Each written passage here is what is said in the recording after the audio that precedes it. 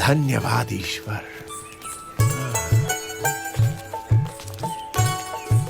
तुमने बड़ी चतुराई से घसीटा को उसके लोभ से मुक्ति दिला दी। हाँ? मुक्ति दिलाना ही तो मेरे जीवन का लक्ष्य है पिताजी।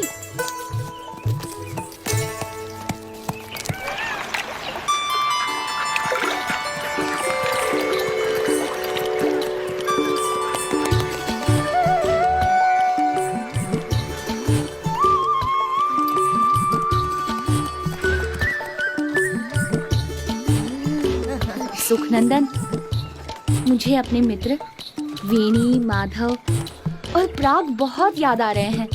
वो लोग यहाँ होते तो कितना मजा आता। मैं तो हूँ ना, तुम्हारे साथ खेलने का मुझे भी तो सौभाग्य मिलना चाहिए। अरे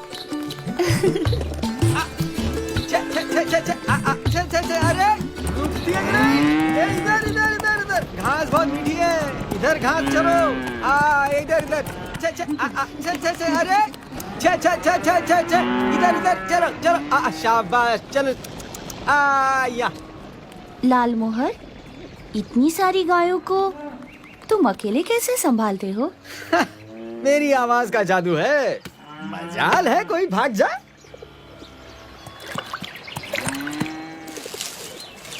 कोई दूसरा बुलाए तो आएंगी? नहीं आएगी, सिर्फ मेरी आवाज पहचानती है। बुला के तो देखो, पता चलेगा आएगी कि नहीं। अच्छा। पकड़ो पकड़ो पकड़ो।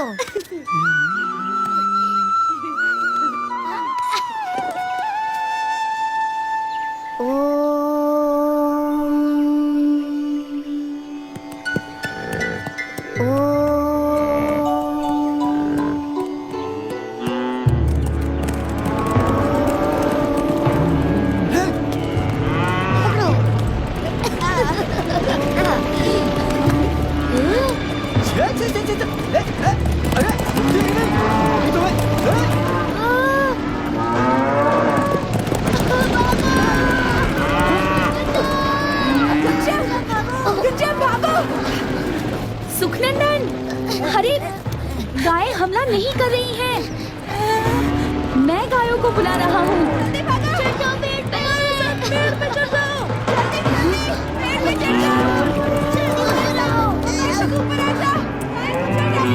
ये गायों को क्या हो गया है? इधर इधर इधर, उधर किधर जा रही है? अरे हाँ, हाँ, मेरा हुक्म नहीं मानती, हाँ, मेरी आवाज नहीं पहचानती। आज तुम्हें तुम सबकी खाल उधर दूंगा। ये अरे अरे अरे, गायों को मार क्यों रहे हो? मैं उन्हें जाने को कह देता हूँ। मगर इन्होंने आज पहली बार मेरा हुक्म नहीं माना। इसलिए कि तुमने उन्हें सदा हुक्म दिया, मगर मैंने उन्हें प्यार से पुकारा। तुम तो भगवान हो, इसके बिना ये हो ही नहीं सकता। गायों ने तुम्हें पहचान लिया, मैं नहीं पहचान पाया, मुझे क्षमा कर दो।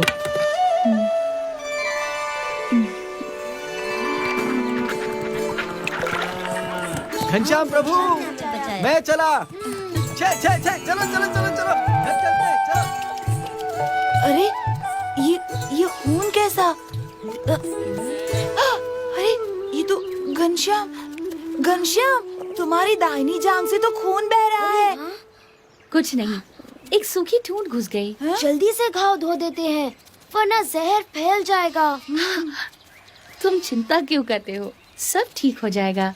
हम तुम्हारी नहीं सुनेंगे। चुपचाप तालाब पर चलो।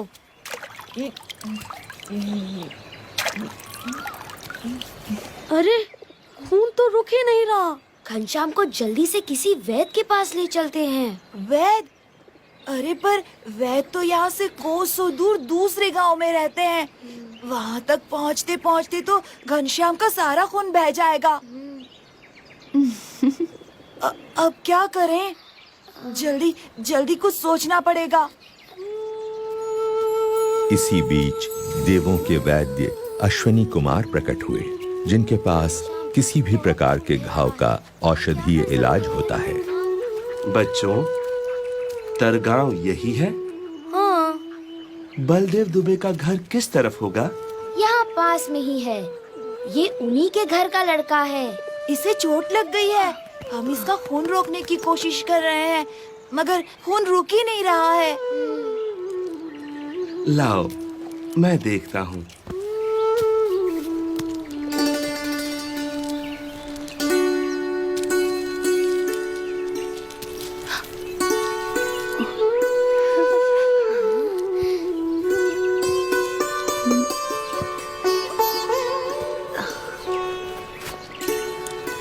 चलो, खून बहना तो बंद हो गया। हम भी घर ही जा रहे हैं। आप भी हमारे साथ क्यों नहीं चलते? मैं अब संध्या वंदन करके ही पहुँचूंगा। तुम लोग जाओ।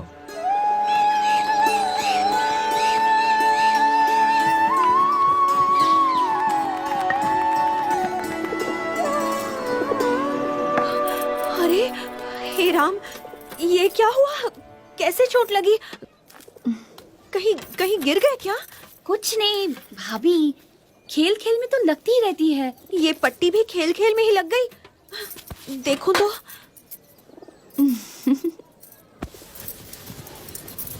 अच्छा जी, तो सिर्फ मुझे डराने के लिए आपने चोट लगने का नाटक किया? क्यों घनश्याम, चोट कैसी है? क्यों रे सुखनंदन, तू कब से झूठ बोलने लगा? नहीं नहीं दीदी, घनश्याम को सचमुच चोट लगी थी। बहुत खून बह रहा था और रुकने का नाम ही नहीं ले रहा था। वो तो रास्ते में एक वैद्य जी मिल गए, उन्होंने ही पट्टी बांध दी।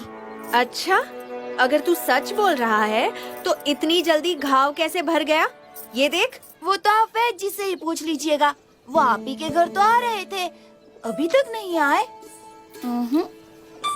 कौन वैद्य जी? क्या पता, खुद अश्विनी कुमार हो, देवताओं के वैद्य। कभी कभी तो तुम्हारी बातें समझ में ही नहीं आती घनश्याम। सामान सब लद गया राम प्रताप? जी पिताजी। तुम और सुवासिनी घर का ख्याल रखना। हम लोग जल्दी ही लौट आएंगे। जीते रहो। जीते रहो।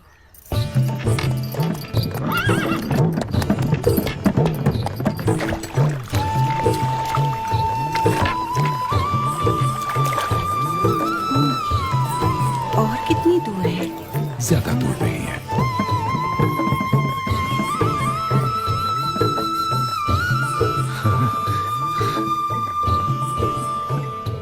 गाड़ी रोक दो भाई। भगवान की कृपा से मंदिर सामने है और आरती का समय भी है।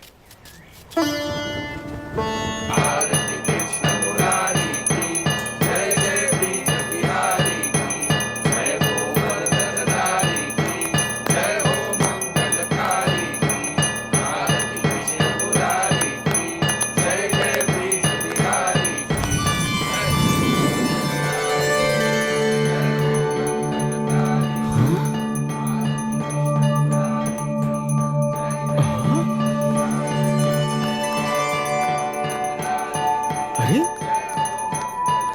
ये क्या?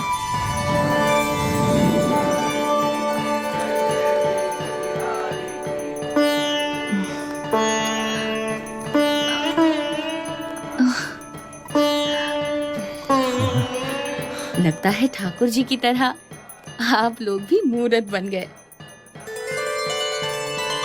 जब कृष्ण की मूर्ति ने अपनी माला घनश्याम को पहनाई, तब गोंडा नगर के मुखिया भी वहां उपस्थित थे।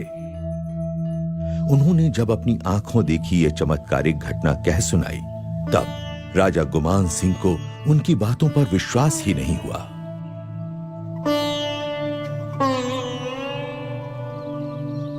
ये कैसे हो सकता है मुखिया जी? धातु की मूरत खुद चलकर आई और एक बच्चे के गले में अपनी माला डाल दी। हाँ, असंभव। मैंने खुद अपनी आंखों से देखा था महाराज। मुझे तो लगता है धर्मदेव जी का मझला बेटा घनश्याम स्वयं भगवान है। अच्छा, तो बुला भेजो उन्हें। जी। अगर वो बच्चा सच में भगवान है तो शास्त्रों के अनुसार उसके चरणों में 16 चिन्ह होंगे।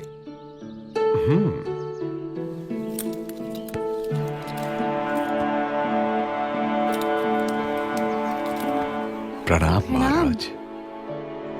महाराज, यही है मेरा मझला बेटा घनश्याम। घनश्याम, जरा अपने पैर सीधे करके बैठो तो।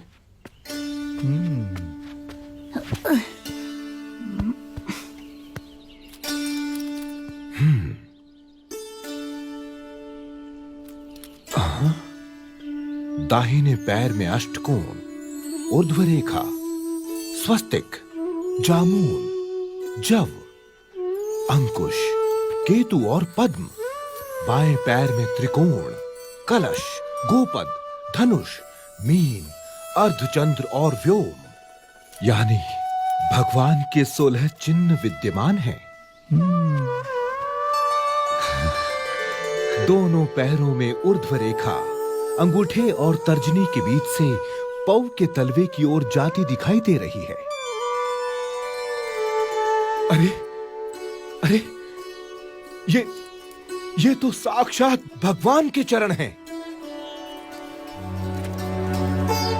घनश्याम की जय हो, जय हो घनश्याम की।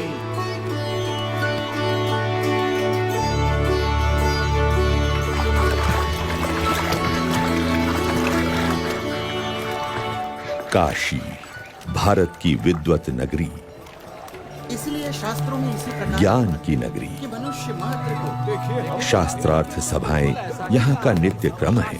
कोई समझ नहीं है। भाई तुम क्या जानते हो? परंतु आज की शास्त्रार्थ सभा कुछ विशेष थी।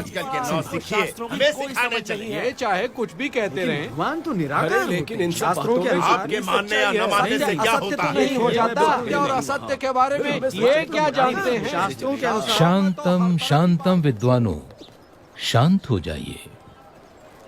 आप सब प्रकांड विद्वानों से मैं काशी का राज पंडित विनती करता हूँ कि इस गहन चर्चा को हम यहीं छोड़ दें। ऐसे कैसे हो सकता? लेकिन क्यों?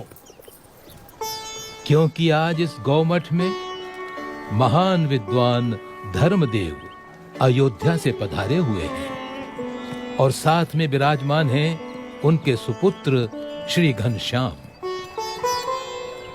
श्री घनश्याम की विशेषता ये है कि मात्र 10 साल की उम्र में वेद, उपनिषद आदि सभी शास्त्रों का अध्ययन उन्होंने पूर्ण कर लिया है।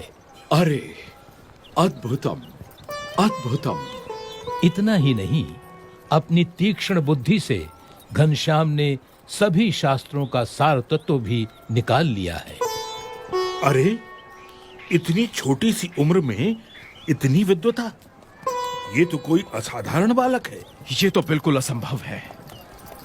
हमारे धर्म में इतने शास्त्र हैं कि उन्हें पढ़ते पढ़ते न जाने कितनी जिंदगियां बीत जाएं। ऐसे में इतनी छोटी सी उम्र में ये कोई कर ही कैसे सकता है? ये तो बहुत बड़ा आश्चर्य है। तो इसीलिए मेरा सुझाव है कि घनश्याम जी, आप ही इन सभी विद्वानों के विवाद का समाधान करें। ये दूध मुहा हमको समझाएगा। प्रथमं तु